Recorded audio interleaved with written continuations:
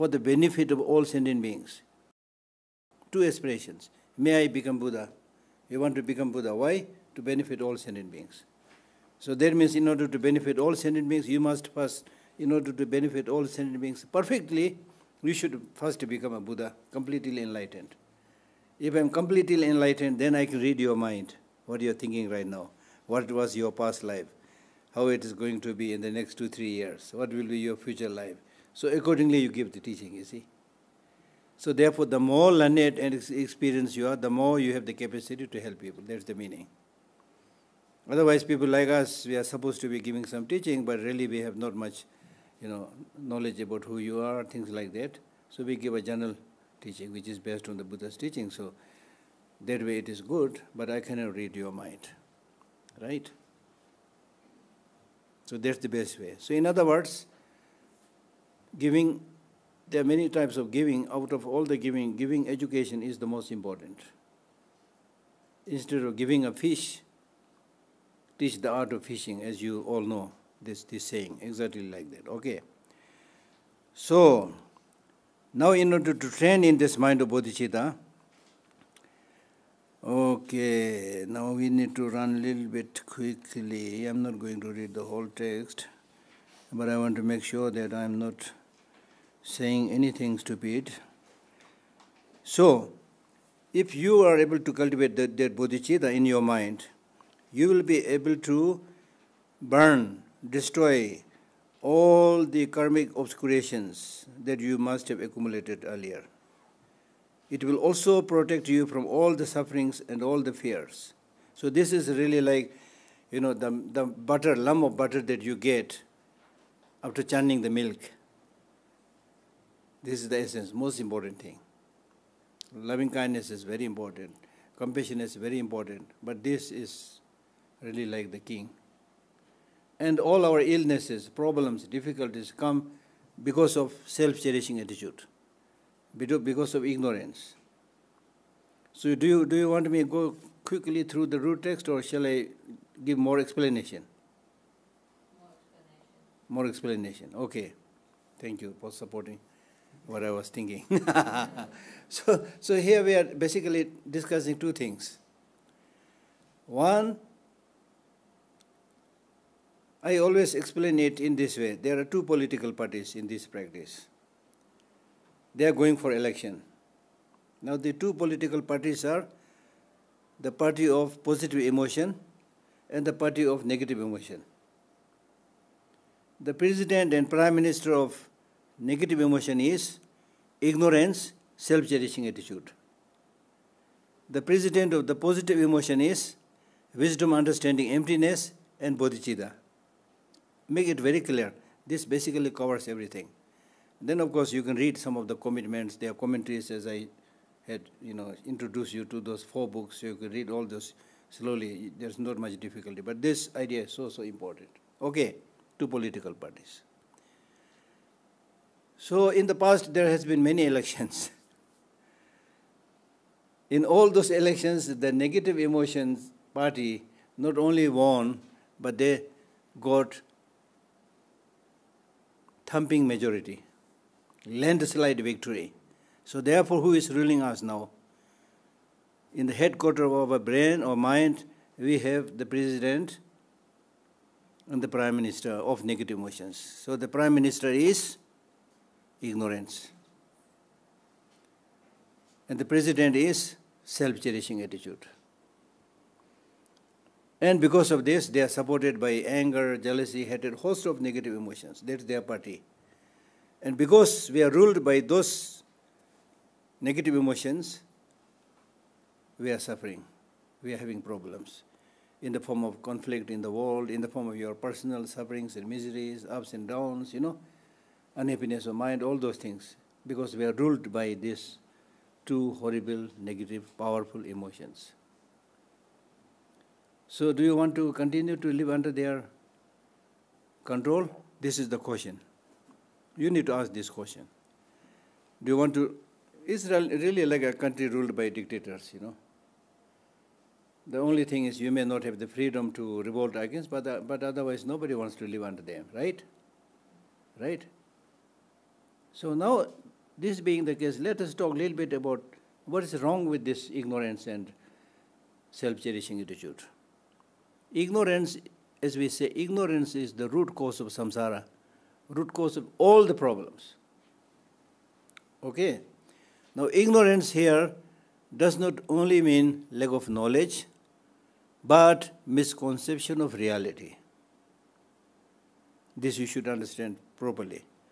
It's not just lack of knowledge. If it is just lack of knowledge, it can be rectified easily. But if it is misconception of reality, then that person will not easily going to listen to you. He will also come with his own reasons. And in fact, there is a book which, interestingly now translated into English also, debate between the self-cherishing attitude and the wisdom understanding emptiness. Very interesting dialogue, debate. And the self-cherishing attitude and the ignorant, they say, without me, how are you going to achieve success in this world? It is because of my self-cherishing attitude, ignorance, I helped you to get this job in the in the factory. It's because of my support you're able to gain name and fame, things like that. Without me, you can't exist. That kind of line of thinking. So now, as I said, ignorance is the root cause of all the problem, which means ignorance is not just lack of knowledge, but misconception of reality. Now, when I say misconception of reality, what is reality? The reality is that everything is interconnected, interdependent, right? Can you pinpoint to any particular phenomena which you can say this is not dependent, this is completely independent? Whether it is impermanent or permanent, can you come up with one example which you can say this is the example of something having inherent independent existence? Is there anyone? No.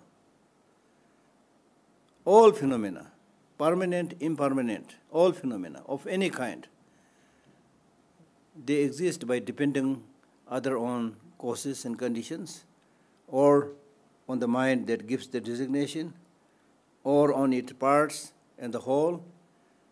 So apart from being dependent, there's nothing that has independent existence. That you need to understand. Now when I ask you the question, you all say, yes, everything is dependent, right? You agree?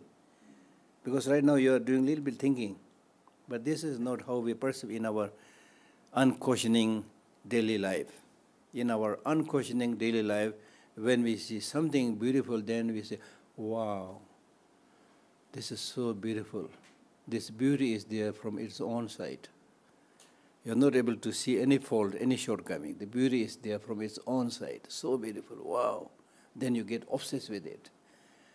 For example, when you see, say, a Mercedes car, wow, the color, the shape, amazing, How nice if I'm able to buy this and move into this, things like that. Right? Right? So that is how our ordinary unquestioning mind perceives things. When you see your enemy, you see it, my enemy is horrible, 100% negative.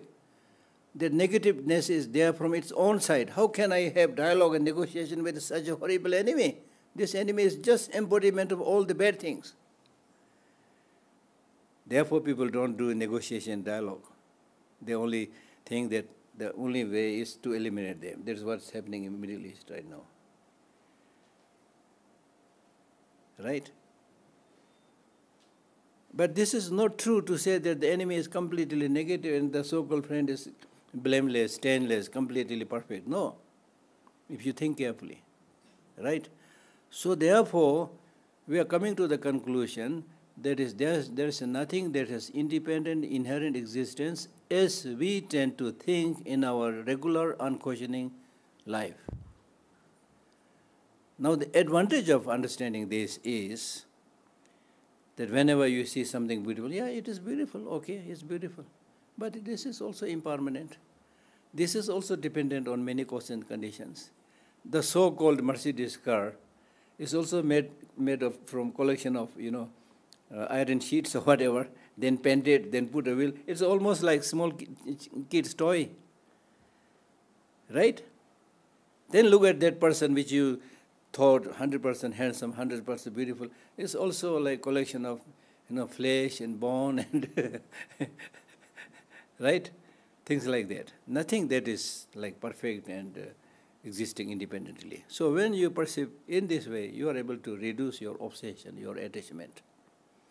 The enemy also not necessarily 100% negative. He or she has, his or her own responsibilities and, compulsions, things like that. But still I can talk to him or her, have negotiation, have dialogue, and solve the problem. Right? So now this conception of seeing things as having inherent independent existence, that conception is deeply ingrained in us. You cannot uproot it so easily, deeply ingrained. Right now we are getting some idea, okay, there's nothing that is independent existence, but as soon as we go out, we continue the same old way, perceiving, seeing things as 100% good, 100% bad, right? It's deeply ingrained. So how are you going to dislodge it? You need to dislodge it. You cannot dislodge it by praying to the Buddha, no. Seeking blessing from His Holiness, no. How can you dislodge it? You can dislodge it by understanding the opposite force. It is misconception of reality, therefore you must develop a mind, a wisdom that sees reality as it is. On the same subject, one ignorant mind sees the same subject as having inherent independent existence. Then on the same subject, when you develop the wisdom and see it carefully, then you see this has no inherent independent existence. Right?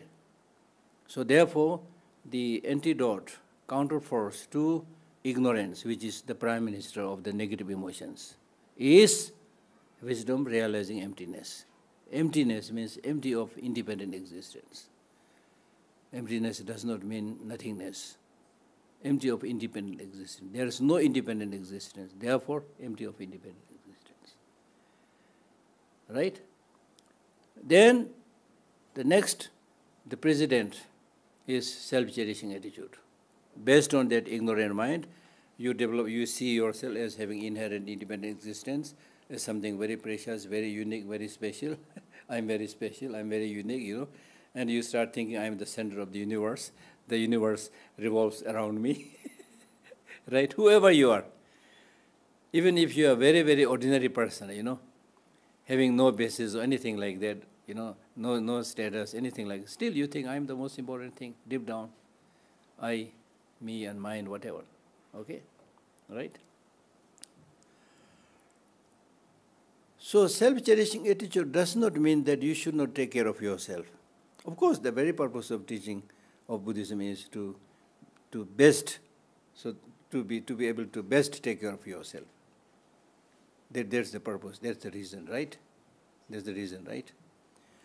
So self-cherishing attitude means thinking primarily or thinking just yourself and not about others. If I'm able to get my name, I don't care what happens to others. If I'm able to get my money, I don't care how I get it. It is because of these people engage in corruption, bribing, exploitation. I don't care. Hindi में बोलता है ना कि हमने ठेका थोड़ी ले रखा है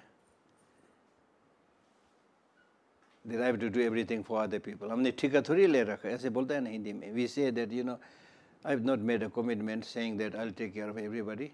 And many ordinary people think like that. So it's not my job to try to take care of everybody. My job is to take care of myself and my family. So that's the problem, that narrow-mindedness. So the antidote and the counterforce for that self-cherishing attitude is Bodhichitta, the mind which sees all sentient beings as more important than yourself. Right? So once you develop that wisdom, realizing shunyata or suchness or the way things are, and then the bodhicitta, the mind aspiring to become Buddha for the benefit of all sentient beings, so once you develop that, then you are strengthening the positive emotions. Then compassion is a role, loving kindness has a role, patience has a role, right? So therefore what I was saying is, when you do Dharma practice, we are really going through an election. You are selecting the positive emotion party and enthroning it, and dethrone the negative emotion party. Hindi में हम लोग बोलते हैं ना, साले को भगा दो, anger को भगा दो, jealousy को भगा दो, you know, kick out anger, kick out jealousy, kick out ignorance, right? As simple as that. Now, you know, to understand this properly, you need to really think based on your own experience. We had all occasions of thinking just about oneself and not about others. What was the result then? क्या मिला आपको? We all had experience of becoming very angry. क्या मिला उसे? गुस्सा होने से क्या मिला आपको? What did you get by getting angry? Nothing. You become ugly. When you get angry, you become ugly, right? And your analytical capacity, your discriminative awareness stops functioning. Pagal ho gaya. You become mad when you get angry. Do you want to become mad? And all the unfortunate things happening in Middle East, all this is because of anger, arrogance.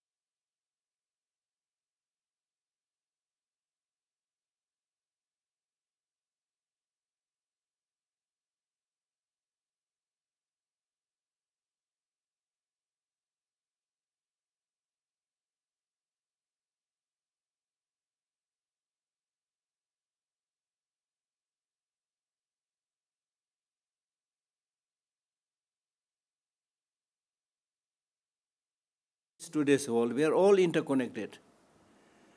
The breakfast you get on the table comes from different places. People who are toiling in the farm, people who are working in the factory for 24 hours, something like that. Poor people work so hard in big cities. I know all this. So it's the fruit of their labor that we are able to enjoy the lunch, dinner, food, and so many things. And of course you will say, so what? I've given money. ऐसे बोलता है ना वो लोग. फिर क्या हुआ? मैंने मुफ्त थोड़ी लिया, पैसा दिया बोलता है ना. पैसा देने से भी अगर कोई किसी ने नहीं बना तो आपको कुछ नहीं मिलने वाला है. You can't eat paper, you can't eat money if somebody has not produced it. And you should be thankful that you got it. For example, this text also we say this text is very precious. Dollar, we say dollar is very precious. Not because the dollar and the text has a motivation to help you. That's not necessary. So long as you are getting the benefit, you should be thankful to everybody. Right? So therefore, my point is, when we talk about emptiness, emptiness means empty of independent existence, which means things are interdependent. When things are interdependent, then naturally you need to take care of others. Like my hand goes down to help the leg. If the leg says, okay, I'm leg, I'm not hand, I'm not going to carry you. If the leg says, or the hand says, okay, if my dear friend leg, if you got hurt, it's your problem, not my problem. I'm not leg, I'm hand. I'm not going to massage you or bandage you, things like that. Then how will your body function then if there's no cooperation?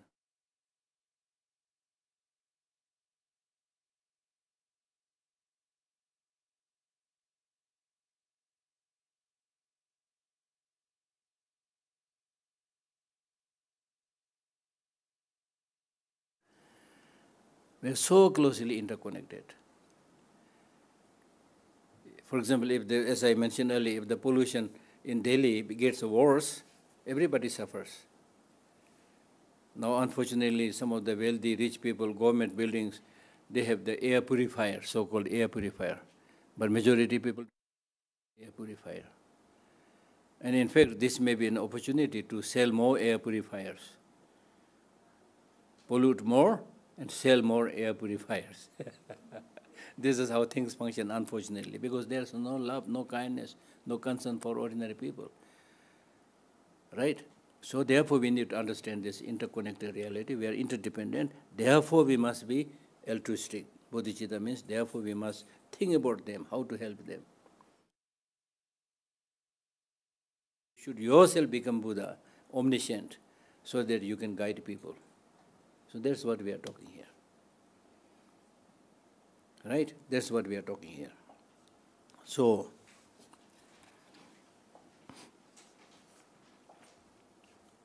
in the root text it says, when it comes to practicing the cultivation of bodhicitta, it says, banish the one to blame for everything. Banish the one to blame for everything means, now you know already. The one is the ignorance, the self-cherishing attitude. Banish the one, banish the ignorance, especially banish the self-cherishing attitude, because this is the one where all blame goes, all the sufferings and go there. Okay? Banish the one to blame for everything. Kindness of all sentient beings. The reason that you should not just develop self-cherishing attitude and ignorance is, if you really think about sentient beings, they are very kind. They are very kind. As I mentioned yesterday, I had visited over 30 countries, and everywhere I go, majority of the people are very kind. They are ready to give you food, they are ready to serve you water, whatever, Please come to my house, things. They are very kind. Right? So remember their kindness. Your being able to do dharma practice is because of other people's kindness. If you are talking about practicing, developing patience, how can you develop patience if there are no sentient beings? You cannot develop patience with a stone or a building. Right? Right? So meditate on the great kindness of all sentient beings. All sentient beings. All sentient beings means not only human beings, but even earthworm. Earthworm is really helpless, very helpless, looks very helpless. But it also makes the ground fertile. Now there are earthworm, farms, where these earthworms, they produce all this very fertile soil, which they can use for crops or things like that. Even those things, if you think carefully. Okay? Meditate on the great kindness of all sentient beings. Practice a combination of giving and taking. Now this is talking about, before you develop bodhicitta, you must develop loving kindness and compassion. Now, the process of developing loving kindness and compassion is, when you develop loving kindness means thinking, how nice if all sentient beings meet with happiness. And compassion says, how nice if all sentient beings are without suffering. So now in order to cultivate this, you should, give all your good things. Imagine that you are giving all your good qualities, things like that to others. And all the sufferings, problems that other sentient beings have, you imagine you are taking all this upon yourself. That is what he's saying. Practice. Practice a combination of giving and taking. Giving all the good things you have. And taking or receiving all the problems, difficulties. Right? Practice a combination of giving and taking. Giving and taking should be practiced alternately. First practice giving, then practice taking. Do it alternately. And you should begin by taking from yourself. That means, okay, you need to take these problems of other sentient beings, problems, but start it with yourself. Meaning, when you meditate, you should think, all the sufferings that you are going to experience tomorrow is now taken upon yourself. Taken upon yourself is not just take them and then put it near you. No.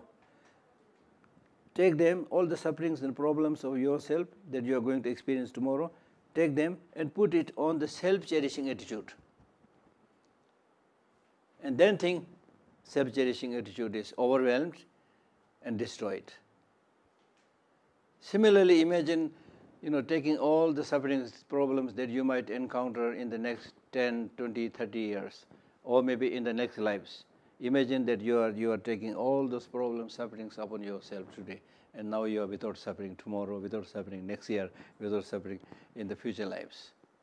So start from yourself. That is what is saying.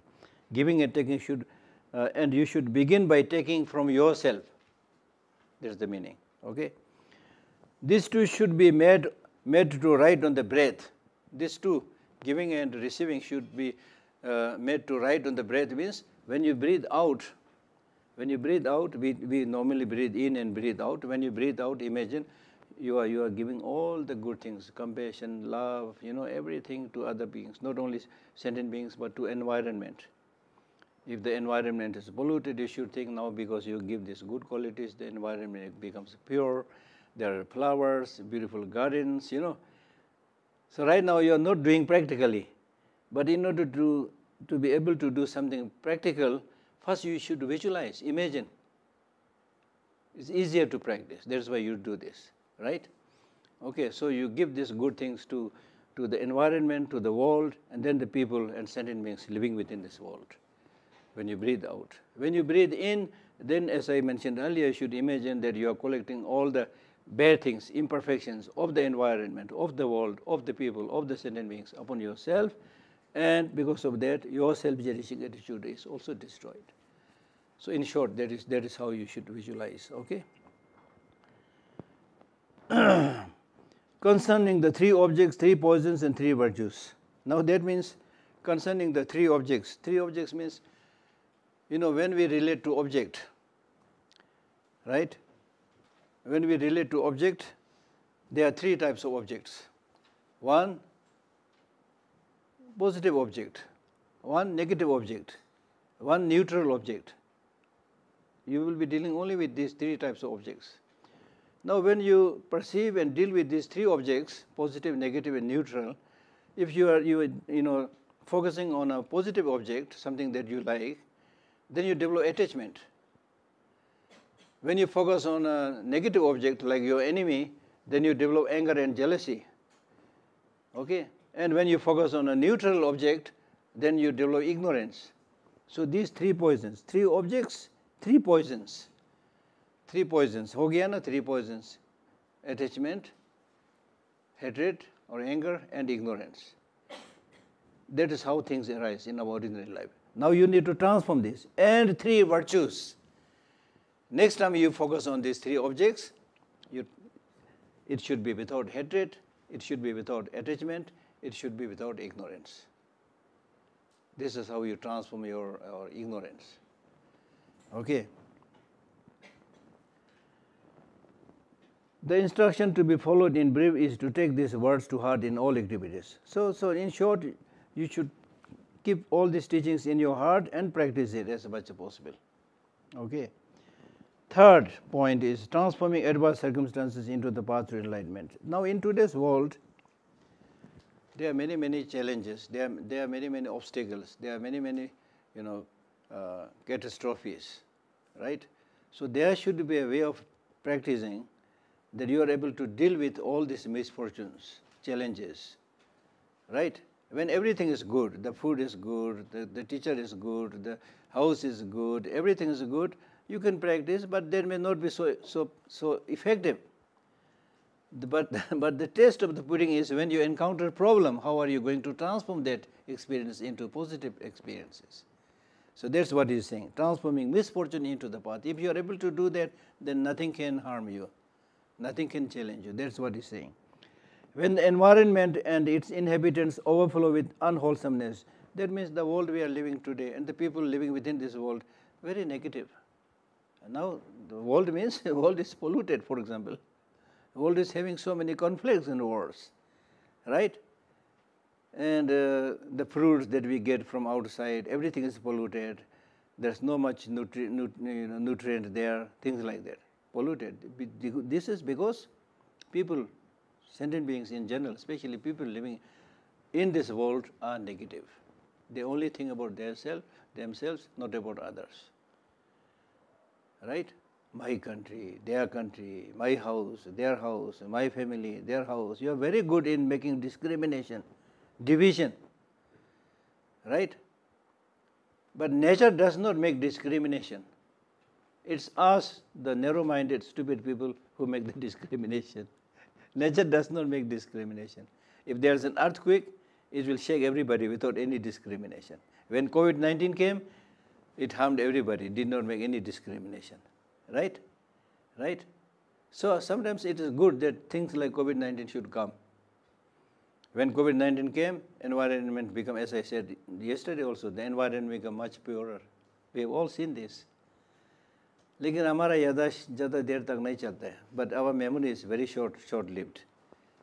We forgot everything, how much we suffered during the COVID. Actually, we should relive that experience. Relive that experience and then start thinking that the only way we can solve problems in the world is to take care of each other. Everybody work together.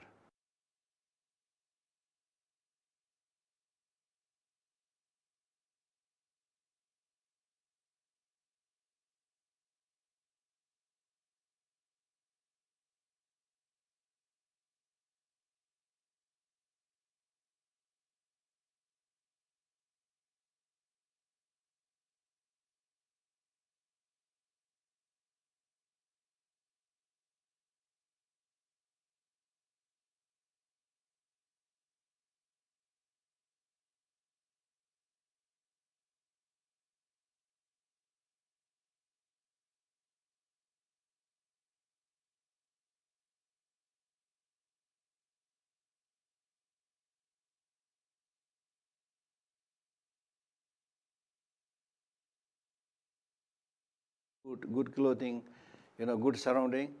See this as a positive opportunity. Yes, I have everything. Now I should not waste my time. Itna mauka phir kahan milega na? Right? So therefore I must practice. If the situation is not to your liking, there are difficulties, troubles, then of course I must practice because that's the only way that I can help myself. Right?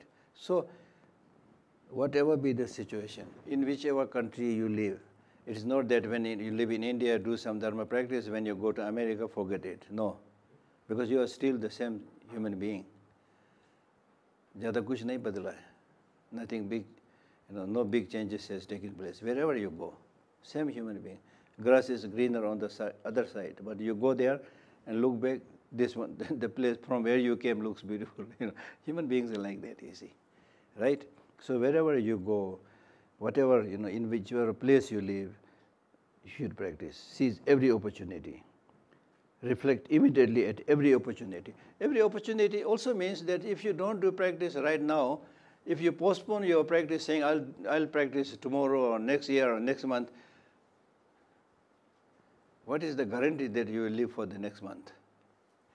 What is the guarantee that you will live even tomorrow? If I ask you to put your signature that you will not die tomorrow, I know you will put your signature, but deep down, you will say, okay, I'm putting my signature, but I'm really not so sure. Given the fragility of our human body, right? There's no guarantee. And then look at the food habit. Now everybody is eating junk food. We are, speeding up for the death. And the way of thinking is only money, fame, only running outside, nothing inside, That's the problem, okay? So seize the opportunity. The supreme method is accompanied by the 4 practices.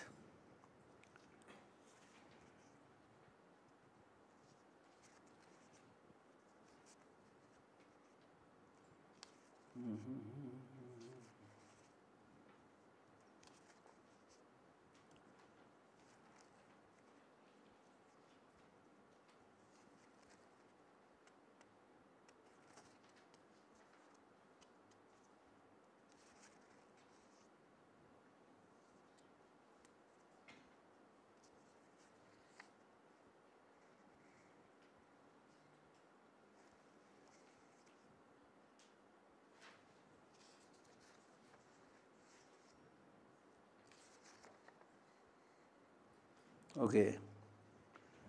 The supreme method is accompanied by the 4 practices. 4 practices means when you actually practice, then you need to do 2 things, collecting merit on the one hand and purifying the negative emotions on the other. Okay? So here he is saying that the supreme method is accompanied by the 4 practices. 4 practices means first practice is collecting merit. Collecting merit. Collecting merit means if you don't want suffering, you want happiness, then you should practice giving or offering. Make offering to the divine being, the God or whatever, the Buddha, whatever, make offerings and pray to them. And also give to the poor people, those who are much, much inferior and weaker and, needy, help them. This is the way of collecting merit. Okay? Whatever it is. It may be just giving 1 rupee. It may be saying a nice word. Okay, practice that. And then pray that this becomes a cause to become Buddha. Second is purifying the negative deeds. Collecting merit is good, but you should also at the same time purify your negative deeds. From beginningless time until now, motivated by negative emotions, we committed many negative deeds. Be it telling lie, be it fooling other people, be it killing, We did so many unfortunate negative things, right? Okay? So therefore now you should make a promise that I'll stop many of these bad habits. Right? That is purifying the negative. The best way of purifying the negative deeds is to repent, to regret, and to know the wrongdoing as the wrongdoing. Okay? Then third is making offerings to evil spirits. There may be evil spirits around that is harming you, so therefore occasionally you should also make some offerings to them. Be it incense or some food, you give it. There may be many hungry spirits moving around, so make some offerings to them. And then the fourth is making offerings to the Dharma protectors. They are positive Dharma protectors who are always there, constantly there, supporting you. So it's important to keep in touch with them. Okay, just like among human beings, if somebody is harming, we distance ourselves from them. If somebody is helping, we make more friendship, something like that. Okay, that's the meaning. The supreme method is accompanied by the 4 practices. The fourth point is the integrated practice of single lifetime. Now this is very important. Single lifetime. Now to make a long story short, how should I practice this in this one lifetime? So he says there are only 5 ways. Train in the 5 powers. Train in the 5 powers. 5 powers means the first power is the power of motivation. You should make this motivation that from today until I die, or until tomorrow, or at least to start with, or until next month, next year, I'm not going to do these bad things. I'm going to cultivate compassion, love, bodhicitta, things like that. That kind of motivation should be cultivated. That is the first power. That is the first power. The second power is planting positive seeds. Do something good. Okay? Cultivate that bodhicitta which you have not cultivated. If you have cultivated bodhicitta, then strengthen it further. Promote it further. And similarly, all the virtues that you've earned through the practice of morality, meditation, and so forth, you should appreciate it and continue to do so. That is planting positive seed. Third power is repudiating the wrongdoing. That means banishing, removing the wrongdoing. Just like as if you have swallowed poison, then you will not sit there knowing that you have swallowed poison, because it might take your life, it might kill you. So you will immediately rush to the hospital and consult the doctor what is the best way to remove that poison. So similarly, this negative emotion, that wrongdoings that we have done is the poison, which is going to, destroy you in this life and many lives to come. So therefore, the best way is to eradicate them, remove them, repudiation. Fourth is prayer.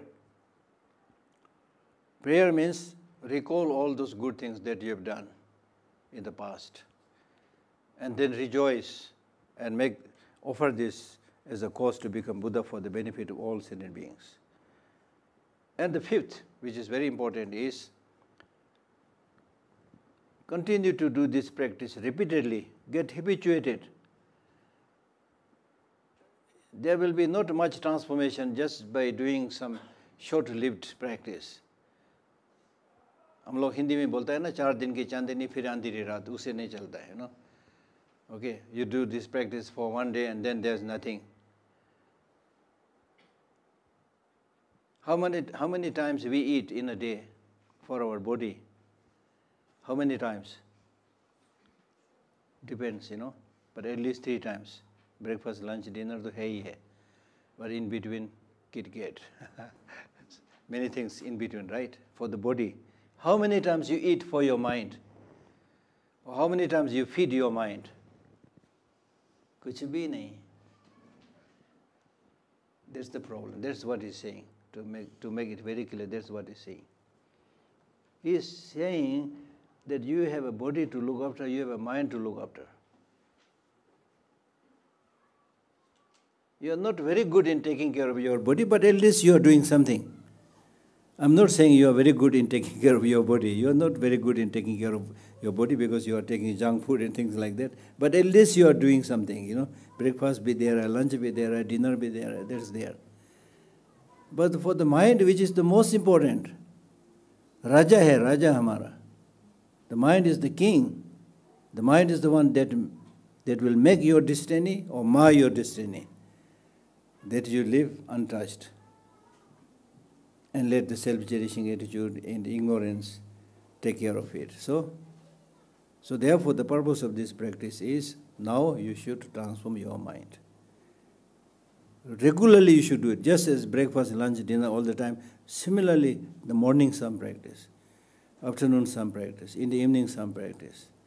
And especially just before sleeping, if you even think about one positive line, about compassion, about love, and go to sleep, that whole night becomes a virtuous night, positive night.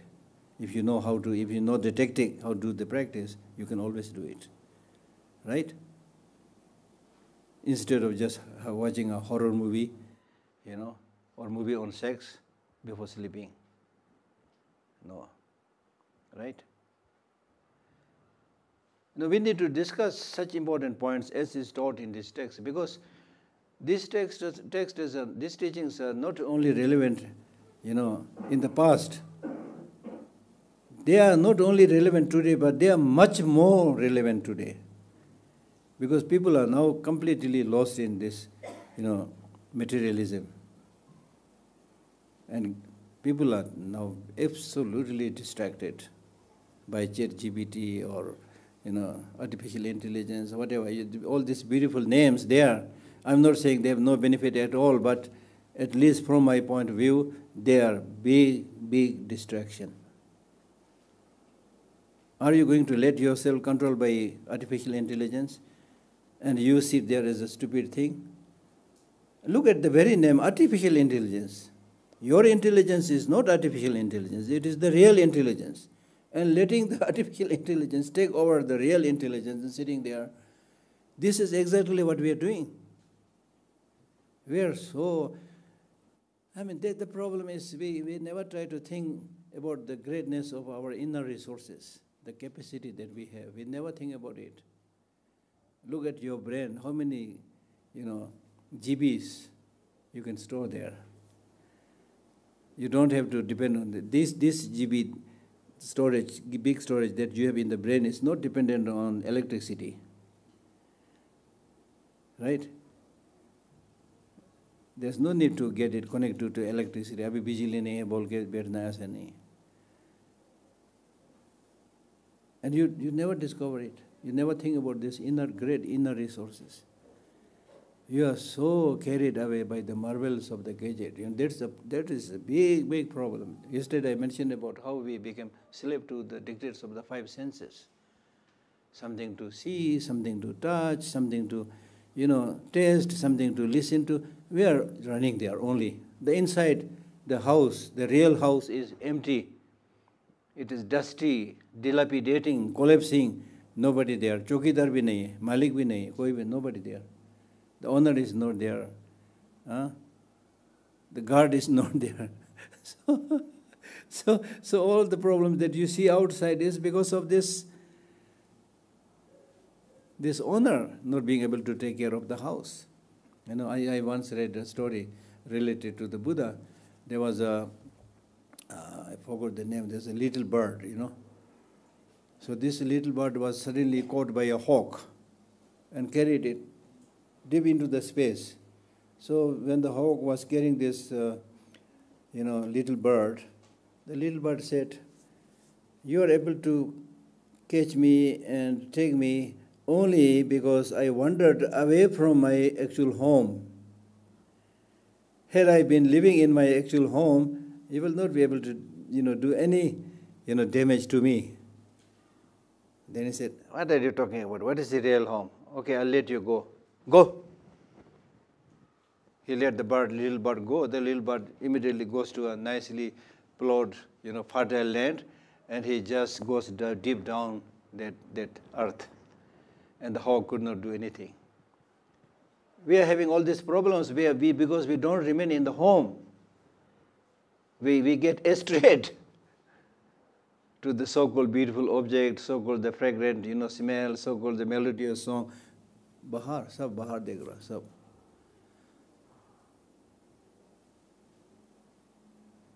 इसलिए सब लोग खोया खोया सा लग रहा है, खोया खोया सा. I can actually teach this better in Hindi. There are so many nice words in Hindi. खोया खोया लग रहा है, खोया खोया मन बोलता है, एक गाना भी है ना, right? So we really like felt lost, And when you have nothing inside, then of course they get completely lost. You watch a 3-hour-long gripping movie, sitting there like a dumb fool. Wow, so good. In what sense? How did it transform your life? No, nothing to do with your life, but you really want to get lost somewhere. That's the problem. So we need to seriously think about what is the meaning of human life. What is the special quality that we have as human beings, unlike other animals? The special capacity is beautiful human intelligence. And even this intelligence, we misuse it. Instead of trying to become Buddha or, great beings, so many great beings were there, instead of trying to do that, we use this intelligence to invent a ballistic missile, to make an atom bomb. All the destructive things. When it comes to doing something destructive, it is fun. You are quick, your memory is quick, your action is sharp, and your smart dress is, look at the army uniform. The dress is smart with the stars on. When it comes to doing something good, it's not forthcoming, people are not coming, they are lazy, they are not smart, you see. Because you only fiddle with what is concrete, what is physical. You never think about the real energy. The real energy is inside, within the mind. As I said, the luminous, cognitive, luminous, clear light mind that is deep down there, which is like, as I mentioned, like the nucleus of the atom. In that small atom, within there's a nucleus. That nucleus is really a packet of energy. When scientists discovered that, they made nuclear energy from there. So similarly, in our mind also we have this nucleus of the mind, which is called clear light mind.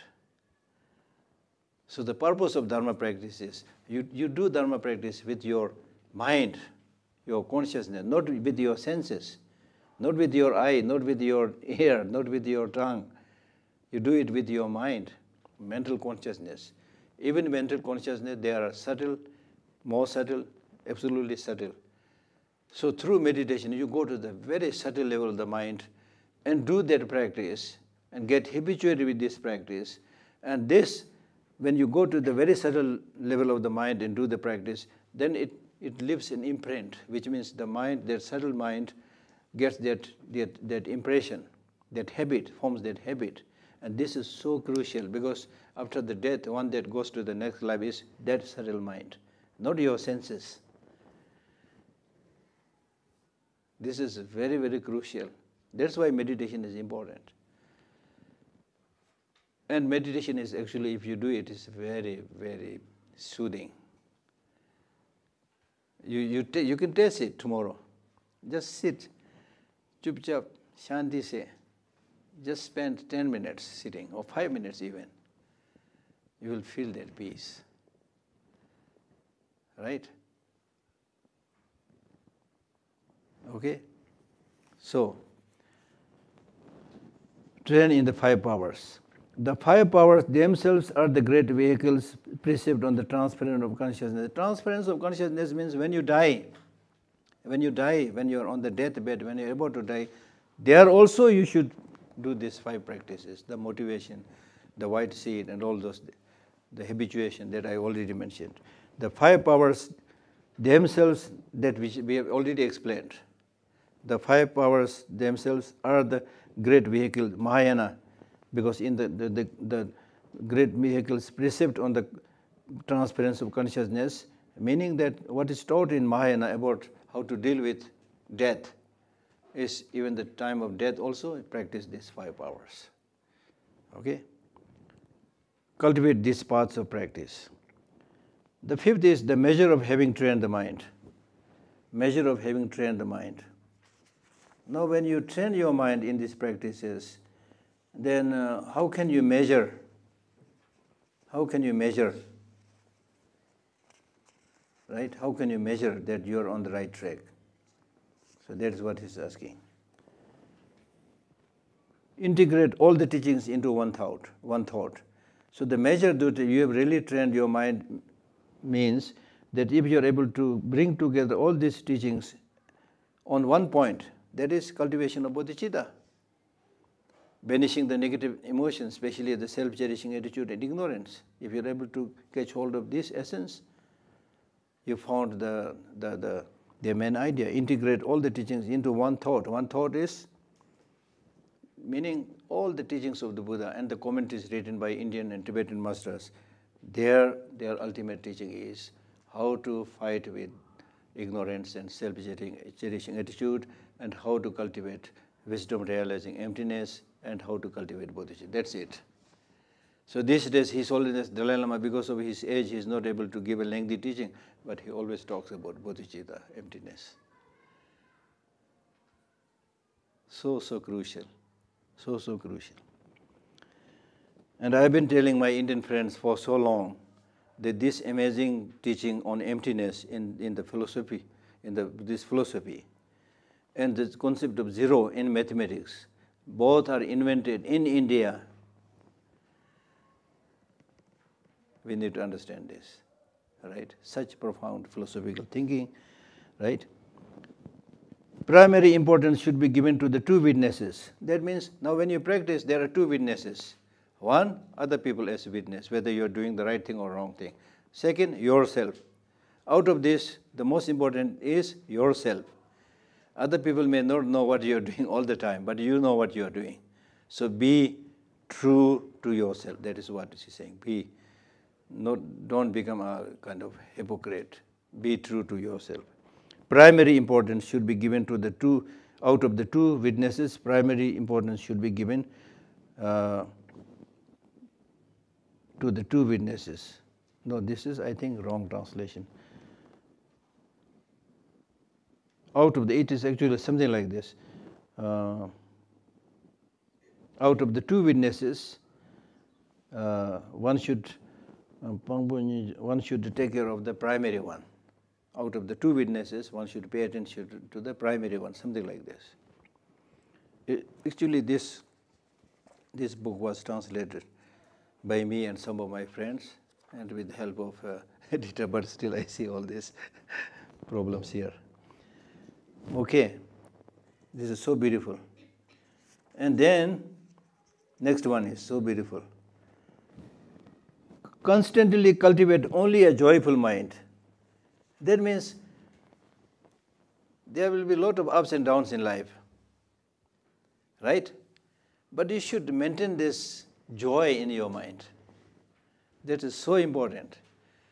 And these days, sometimes after giving a teaching, I jokingly tell people, okay, now you have listened to my teaching, I'm going to, just like a tantric teaching, I'm going to give you a commitment.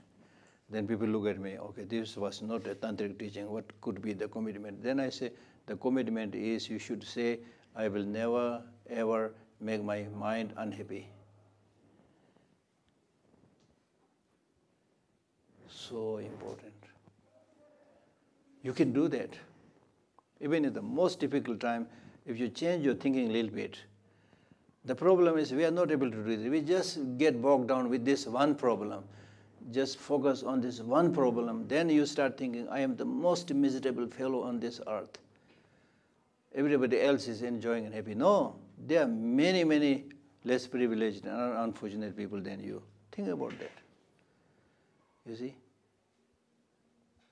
And even otherwise, just by feeling depressed and lonely and sad, that's not the solution. Find the solution. So, always be happy. How can you maintain that happiness, joy all the time? I always tell people, you should be happy. You're not a cow. You're not a dog. You're not a mosquito. If you're one of these, what will you do now? And with all these amazing facilities, still we never appreciate, we keep on complaining, Right? So therefore, this is amazing. Always maintain, only a joyful mind. The measure of trend is that it has turned back. That means whether your mind is really trained or not is, right? That if you have, based on this training, based on your personal experience, if you are really able to know that this human life is very precious, and then you really turn your mind from the negative to the positive, then this is a measure. Okay? The measure of trained mind is that it has turned back from negative doing to the right positive thinking. Okay. There are 5 great marks of trained mind.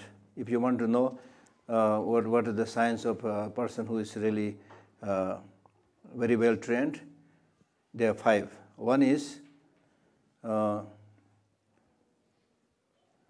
you are able to see Bodhichitta as the essence of all the great teachings, and therefore if you continuously always make your mind habituated with that, then you are a great Bodhichitta, good Bodhisattva. Then second greatness is that you develop conviction to the infallibility of cause-effect relationship, and therefore you refrain yourself even committing negative deeds. So in this way you become great, somebody great who is maintaining the discipline, great discipline practitioner. Okay? Then if you are able to fight with these negative emotions, even if you face some difficulty and not give up, then you are a great person who is able to undergo hardship. Right? And then your physical and verbal conducts does not contradict the 10 virtuous practices, then you are a great trainer. And if you always maintain your yogic practice with the cultivation of bodhicitta and so forth, then you are a great yogi. So these are the signs. Okay? The trained mind retains control even when distracted. So this reminds me when at one time when I was young, I was trying to ride on a bicycle.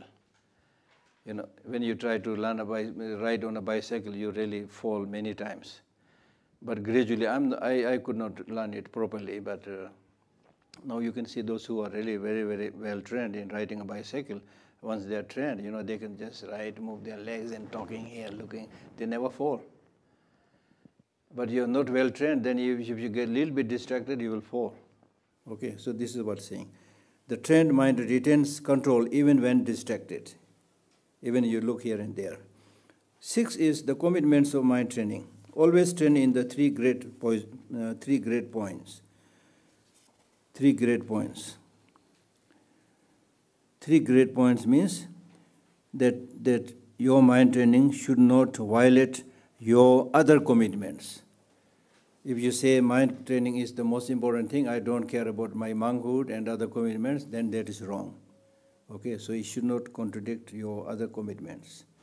And your mind training should not become kind of unruly practice. Unruly practice means if you say, okay, I'm special, I'm very special. I've been training I've been undergoing the mind training, so no ghost can harm me. nobody can harm me. So in this way, if you pollute the water, cut the tree, do all the nasty things, spirits will definitely harm you. Okay? And if you say, okay, I'm a somebody who is undergoing mind training practice, so I can sleep with the lepers, right? Things like that. So you will be inflicted by those diseases. So that should not be there. So don't pretend. Then the third is, your mind training should not become partial. Okay? Should not partial means that your mind training is for everybody. Your enemy, your friend, your relatives, the higher ones, the lower ones, it's for everybody without any distinction. All right? Then engage vigorously in forceful means to cultivate qualities, abandon disturbing emotions. So that means when it comes to fighting with the negative emotions, you should be forceful, right? You should be forceful. With people, you should be gentle. But with the negative emotions, you should be rough and tough. If you don't really do it forcibly, they are not going to go away. You cannot say, anger, please go away. Or with respect, anger, can you please go out? If you say things like that, anger will not going to go. Ignorance will not going to go like that. So therefore, you really need to spend time and be forceful. That's why you have seen the monks debating. When the monks debate, they really like clap their hand and jump, come on! They are very serious. And why they are serious? Because they are debating, trying to find a meaning by which they are able to do away with the negative emotions, do away with the ignorance. Right? So therefore, you really need to see this as the sworn enemy. What do you mean by enemy? Somebody who harms you, harms your relatives, harms your property, harms your name, right? This negative emotions does all that. But in the case of external enemy, they may be harmful, they may be destructive, but they come from outside. So you can run away, you can hide. If caught, you can plead, please spare my life, I'll do whatever you say. The negative emotions, the more you submit to them, the more they will take advantage of them. The human enemies, they may be negative, but they also have some purposes for themselves, be it for their country, be it for their family. But negative emotions have no purpose except to destroy you, harm you. So therefore you should say, I will never ever submit myself to the dictates of the negative emotion. We should say, the time you cheated me, the time you deceived me was the time gone, because at that time I don't know anything. Now I study Buddhism, I study Dharma, I know who you are. Get lost. You need to be forceful, get lost. यहाँ क्यों क्या कर रहा है यहाँ? जाओ, भाग जाओ. Then when it comes to loving kindness and compassion and patience, then you should say, I'm really, really sorry. I did not recognize you, that you are so gentle, so nice, so helpful, so beneficial. I'm really, really sorry, I did not recognize. Please come. Have a cup of tea. So in this way, invite the positive emotions. As I already mentioned, dethrone the negative emotions, kick them away. Invite the positive emotions, enthrone them, empower them. Then you will be happy. That's what he's saying. Okay? Engage vigorously in forceful means to cultivate qualities and abandon disturbing emotions. So in cultivating qualities, in abandoning disturbing emotions, you need to work a little bit hard. थोड़ा कुछ तो मेहनत करना पड़ता है, right? Even you prepare to pass your BA, MA, you need to work hard, right? So this is much more so, because you are talking about getting happiness for many lives to come. Subjugate all the reasons for selfishness. You may come up with many stupid reasons that selfishness is important, that ignorance is important.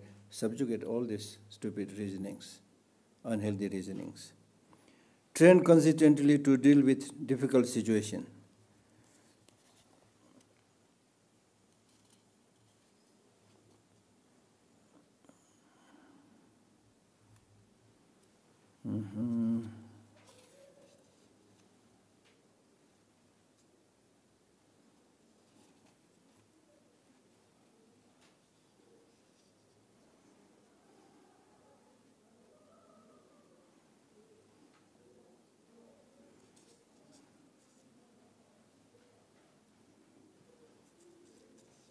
So there are so many different commentaries, Sometimes you don't find some of these lines. So anyway, what he's saying is, train consistently to deal with difficult situations. If it is a difficult situation, if you want to change it, then of course you need to work consistently. No short-lived attempt will be able to solve those problems. Okay? Don't rely on other conditions. Other condition means if there are some people helping me with this practice, I will do. If the environment is good, I will do. Otherwise, I will not be able to do. So that is relying on other conditions. Don't rely on other conditions when it comes to doing the practice. Transform your attitude, but maintain your natural behavior. So that means many people, when they practice Buddhism or become Buddhist, they even change their furniture. They even change their clothes. Right? So he's saying this is not important. What you are changing is not your clothes, not your furniture. You are changing your attitude. So therefore, transform your attitude, but maintain your natural behavior. Then people will also accept you. But if you say, oh, I went to Dharamsala, I completely changed, wear different clothes, it will not be suitable. You will not be accepted by your society also. Right? So dikhawa ke liye nahi hai. Don't speak of others' faults. Don't speak of other fault. That's none of your business. Okay? Don't speak of others' fault means that is none of your business. Others' fault means there are so many faults. People have so many faults. If somebody is blind, saying, you blind, jiske paas aankh hai, those who have eye, if you say blind, they will hurt. And those who have no eye, it is doubly, bad. So don't highlight other people's fault. If you are interested in finding the fault, find your own fault. Finding other people's fault is none of your business.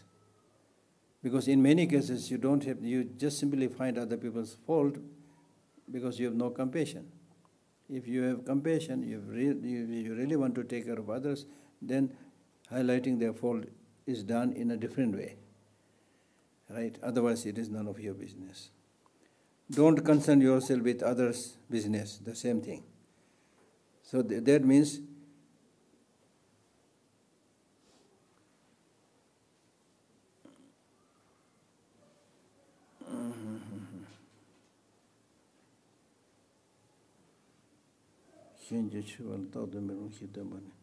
so this is also very similar, slightly different. This one is saying that don't try to highlight others' mistakes. Not much difference. Don't concern yourself with others' business, what they are doing, the mistakes they are making. That is not your concern. Okay? So that means if you say that I was able to go through the difficulty because I undertook this mind training practice.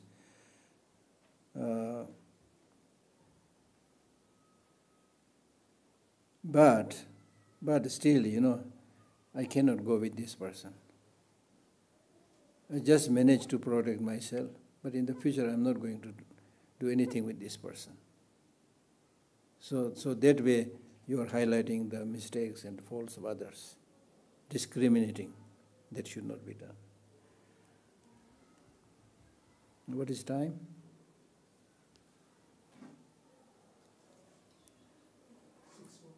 Huh? 6:40. Only 20 minutes left. There are still many. I leave it here. Some questions? Hello, mic testing.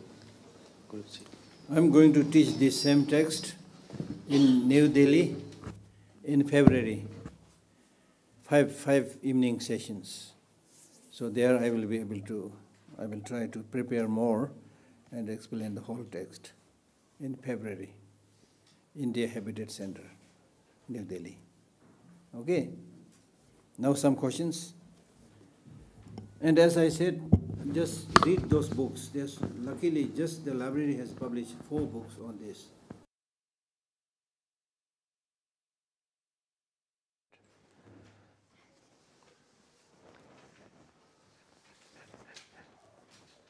Any questions? Any questions? Otherwise, I'm going to run away quickly. No, don't run away. I have a question about bodhicitta.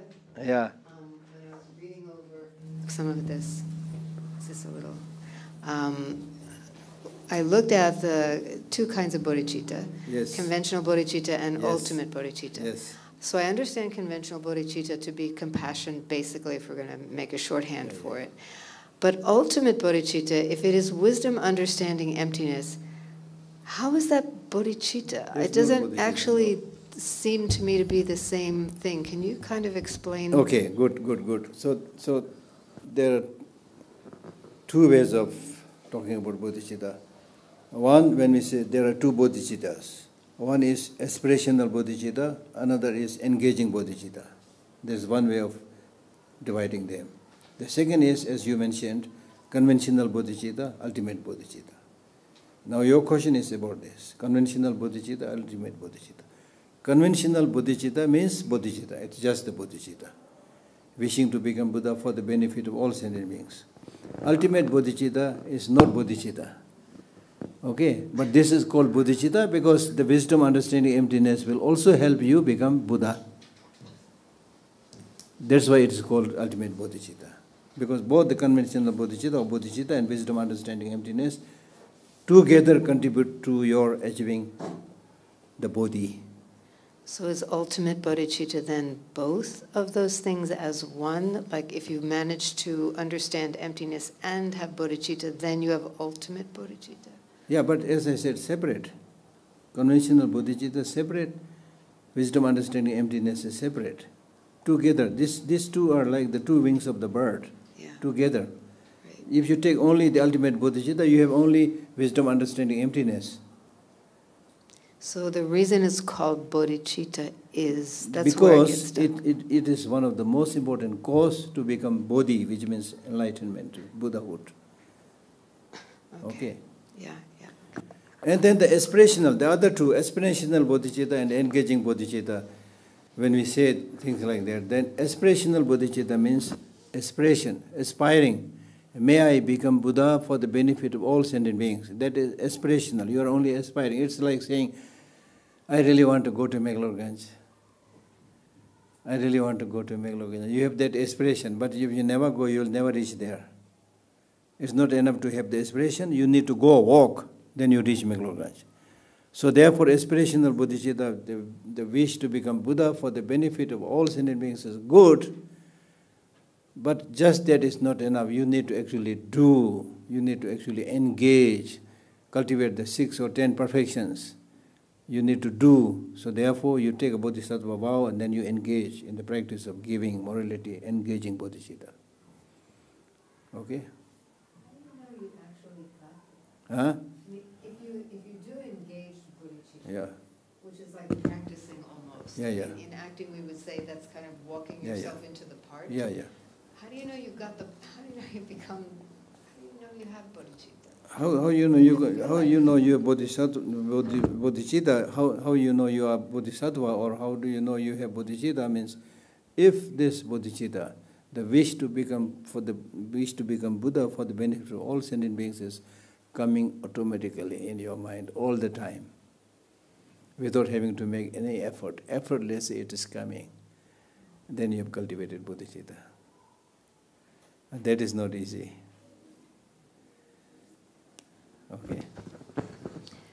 Geshe-la, you were talking about that we're all interconnected and dependent on each other. Yeah. But we shouldn't look at the faults of other people. But in an interconnected world, their faults will affect my life quite heavily. So how to deal with it then? No, you need to be realistic. You need to be realistic. You need to see the good things, the bad things, everything. That's why Buddha taught the Four Noble Truths. You need to see everything. This is negative. I should not collaborate. I should not do. I should not encourage others. If there is a possibility, I should try to help others also, not to do those things. And then if it's a good thing, okay, it's good. I appreciate it. I support it. Things like that. You need to see both. But because it is said, suffering is introduction to happiness. Suffering is introduction to happiness. If there is no suffering, I don't think we'll ever grow. People change when they actually face difficulties and problems. They're really big, huge transformation. And I'm sure we'll recall the days when we got sick, you know. When you got sick, then you start thinking, I wish I'm not sick. If I'm not sick, I'll go to school. I'll go with my friends. I'll do Dharma practice, you know. You think about doing all the things when you really have problem, you know. But that is something that we forget when we are okay. So therefore in Tibetan, there's a saying, we say, never make friendship with okay. Yeah? But when we ignore the faults of others and say it's not our business, but the other person is like, let's say, killing people, and I say, oh, this is not my business, they will just continue, no?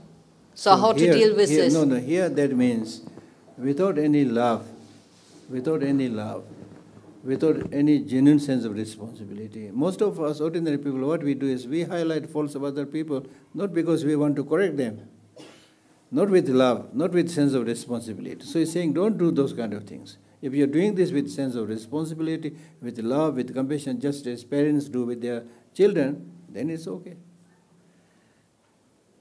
Yeah. So with respect to practicing Dharma, there are some kind of difficulties and there's some kind of problems. So for example, when I get into some kind of a problem, either I can read into the books, or I can do some kind of a deity yoga practices, or I can go and ask for, go to a guru and ask all these things. But all these things have some advantages and disadvantages. Yes. And using all these things, I'm unable to do the thing that will be most beneficial to me at this particular point of time. Yeah. But due to the advances of technology as of now, there is also this artificial narrow intelligence, not really so intelligent, but there are ChatGPT and tools like that, using which there is a phenomenal advantage, especially with respect to psychology and also with respect to Dharma practices, where if I have some kind of a question and ask the question over there, it gives me a very good transition. You can actually go to these particular texts, read this, and these are the different solutions, and then I can actually pick one of those solutions and really find an awesome solution. All these things are actually phenomenally beneficial. I feel that. I hope you also agree to that to a certain extent. Yeah. But the problem over here is, with respect to Lama Tsongkhapa's teachings, ChatGPT is only able to index the teachings with publicly available resources. Like, for example, the Lama Tsongkhapa's translations given by Jeffrey Walker or George Mann, and the Dalai Lama's teachings, which are mostly publicly available, and also Lama Zopa Rinpoche's teachings, which are also publicly available. But the original texts that are written by the Buddha or the Lama Tsongkhapa in the Tibetan, all those things are with you or with other Buddhist things, but the ChatGPT, OpenAI tools are unable to index these things because they still have copyright content. So even though you have actually taken some kind of snapshots of these things and you have transcribed them and you have made them available, but the AI is unable to index these things because they're still copyrighted. So when is it that you're going to make all these things available to everybody free of cost without any kind of a copyright content so that AI can index it and we can make use of it in the best possible manner? Are there any problems that you're facing in that particular technique? That is not my domain. No, I'm talking about my domain, taking but the I'm telling pictures. you, that's not my domain, number one. But AI is right now focusing primarily all the sources available in English, not so much in Tibetan. The Tibetan versions are not copyrighted. Even if you talk about copyright, as far as I understand, the copyright comes to an end if the text is over 100 years or 75 years or something like that. There's a limit, you know. So all these teachings of Buddha and the commentary is written several hundred years, nobody has copyrighted it, you see. There's yes, no but copyright. We need the original ones only because the translations can be done by AI in a better way than the way you're doing it right now. Yeah. So the originals are needed, not the translations. The original. Where are they there? Original, if you mean original, what the Tibetans have right in the library, you see, if these original, they are not copyrighted. But where are they online? Huh? They are not yet online, right? They need to be online for somebody to index these things. They are not yet online. We need everything ready to eat, yes. that, that will take time. It should be there, but because of shortage of technological expertise, shortage of funding, so many things. We can't speed up and do all these things as quick as we want. I wish we are able to do that. But then also people who really want to learn, it's accessible. At least you are here in Dharamsala, it's accessible here right now, you see. So one way is to start learning Tibetan language. It's to go to the original. Then, as I said, in my case, I don't trust artificial intelligence very much, because I've seen some of the translations. I wanted to translate myself. I don't want to let artificial intelligence translate something, and not only I become jobless, but I lose my capacity to translate. It is going to happen, I'm telling you. If artificial intelligence is able to translate all these things, so good, why should I make effort to translate anything? We'll have other jobs. Huh? We'll have other jobs. No, not only jobs. It's not only jobs. But you need to show your expertise, your capacity to write a book, your capacity to translate a book. All this will not be there. We don't have to rebuild a wheel, right? See, somebody invented all these tools like wheels, computers, and everything, so that we can do other things. Maybe we can develop techniques or deities when it comes to transforming your mind, only you have to do. I'm not talking artificial about intelligence cannot do that. Yes, definitely we are going to use all these tools to transform our mind. But anyway, quickly another Dhamma-related question. This is important for me. One thing is, see, we are actually meditating on the ultimate nature of reality to actually master the conventionality of existence, because we want to be able to help others. Yes.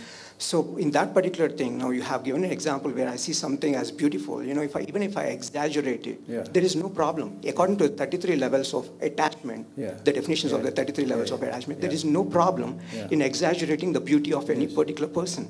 Though, so it is only the conceptual mind that is actually creating some kind of a problems or the negative afflictions. Those needs to be negated. Otherwise, developing all these positive qualities is actually a part of becoming the Buddha. Yes. So why are we actually trying to negate everything over here, even as like exaggerating as something as beautiful? I don't see any problem over here, because the conceptuality is necessary to become a Buddha, right? So what is the problem over here? No. When you enter into the path of Buddha, you move from conceptuality to non-conceptuality. Again, you have to have the Yes. conceptuality. Then also with your question about what is the problem when you exaggerate somebody's beauty or things like that. The problem is, number one, you are not realistic. If somebody is not intelligent, it's, oh, you are so intelligent. What does that mean? If somebody is ugly, they say, oh, you are so beautiful. What does that mean? But there is no negative karma over there, because everything doesn't really exist. Developing some kind of a concept. No, you don't have to say you're ugly, but you should not also exaggerate. You don't have to say you're ugly, because the beauty lies in the eye of the beholder. So you don't have to say ugly, of course. You're okay, you're beautiful, something like that, but don't exaggerate it too much. Okay, we'll have a debate session next time. Hi, it's quite a simple question in comparison. Something I've struggled with, maybe other people as well, is to follow your passion. Yeah. At the same time, still to make a living. Yes. So, of course, a lot of people, maybe they have online jobs or other types of jobs, so they can travel and be here right now to look into Buddhism, anything else, introspective. But what would be your recommendation for someone who's trying to pursue their passion but cannot just spend all of their time on that thing? They need to find that balance between their time and effort to get enough money to live and survive, but also have enough time to actually follow the passion, your dharma, whatever that might be. What would you suggest for that? So as I already read, to change your attitude and remain as you were, right? So continue what you're doing, because you need to live, you need food to eat, clothes to wear. You cannot say that, okay, all I'm interested in is dharma. There are many people who come to Dharamsala, and some people have even asked me, I want to come here and become a monk and nun. What do you think I am going to say? Shall I support or not support? I normally, unfortunately, don't support. In the sense that I ask them, if you are going to become a monk and nun, the first and most important thing is not about spiritual practice. First and most important thing, practical, thing is, You have the means to support yourself? Practical question, you see. So many people, unfortunately, whether they consider it as a passion or whatever reason, they just decide things, without properly thinking. Then later they land into big problem. Then they start saying, oh, in Dharamsala nobody helped me, I came to do Dharma practice, the monks didn't help me, the nuns didn't help me. This is because it's all ill planned, So don't do this. So therefore, just like you have passion in your work, I am also having passion in my work in the library as a director, honestly speaking, this directorhood is not a Dharma practice, directly speaking. It's a job I have to do. But I can change it into Dharma practice if, as much as possible, if I change my attitude, motivation. So similarly, whatever job you are doing, with change attitude, motivation, that job itself can become Dharma practice. Not only you will then be able to make, earning, but that will also become Dharma practice. Then, in addition to that, you should spend, whenever it is possible, spend 1 month, 2 months, 1 week, whatever, then concentrate a little bit more on deeper spiritual aspects. Right? Yeah. Okay. Thank you. I think that answers this question. Okay. One last question.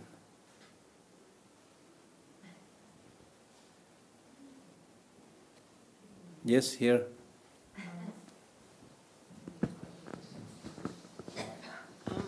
When you talk about reducing attachment and being aware that all beings are imperfect, and you're glamorizing perhaps an attachment and exaggerating its goodness, and that's what you should not do.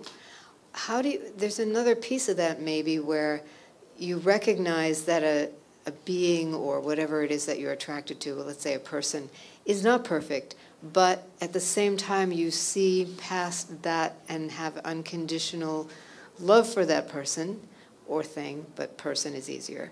And it's not that you ignore the fact that they're not perfect, you sort of accept that as part of the package, and you openly have unconditional acceptance of them. Yeah. So if you're supposed to actually focus on the fact that, you don't want to get attached to anybody or anything because it is not perfect, and remember that because that'll help you not, then you're kind of letting go of the fact of being able to really open your heart completely to it. No, in fact, what the Buddha's teaching is developing unconditional love. Unconditional love, especially to the imperfect people. For perfect person like Buddha, there's no need to develop such love. Yeah. Right? And you develop love, may all the sentient beings meet with happiness. Meaning that they don't have happiness right now. May they meet with happiness. May they are without suffering, they are having suffering. So therefore this is all ordinary sentient being, imperfect sentient beings, you develop it. That's one way of understanding. The another way of understanding is, make a distinction between unconditional loving kindness and attachment. Still there is a problem, because what does this word attachment in English means? That's a still issue. But basically when we talk about not to have attachment, I love this person because this person is my wife. I love this person because this is my friend. Ultimately it is you. But what is taught in this practice of developing unconditional love is, I love this person because this person is also like me, wanting happiness, not wanting suffering. It never says, because this is my husband, this is my wife, therefore I love. That is attachment. If you love somebody, thinking that this person exactly like me, wanting happiness, not wanting suffering, therefore just as I take care of myself, I also take care of them, that is unconditional love. Because when you develop unconditional love, then you don't expect any return, any favor from that person. But could you view the person almost as their Buddha nature rather than a person who is imperfect? Just, so that your attraction to that person when you think about the presence of Buddha nature, then you are simply appreciating the capacity of that person. That is not the main reason to have love, unconditional love. The reason to have unconditional love is that this person like me, wants happiness, do not want suffering, but still do not have happiness, have lot of suffering. That's the main reason. Just as you do it to yourself. There is no special reason that you love yourself and you attempt to remove suffering. There's no special reason. If you say, I do this because I'm Geshe Lhakdor, I'm director, I'm a professor, you can give all this kind of stupid answers, but that is not the right answer. The right answer is, I want happiness. By nature, I want happiness. I don't want suffering. Therefore, I'm doing this. So similarly with others also. So unconditional love is really compassion. It's Yes, the same thing. Compassion. Compassion also, there are many types of compassion. Unconditional love, unconditional compassion. Okay. Thank you. Good night. Thank you very much.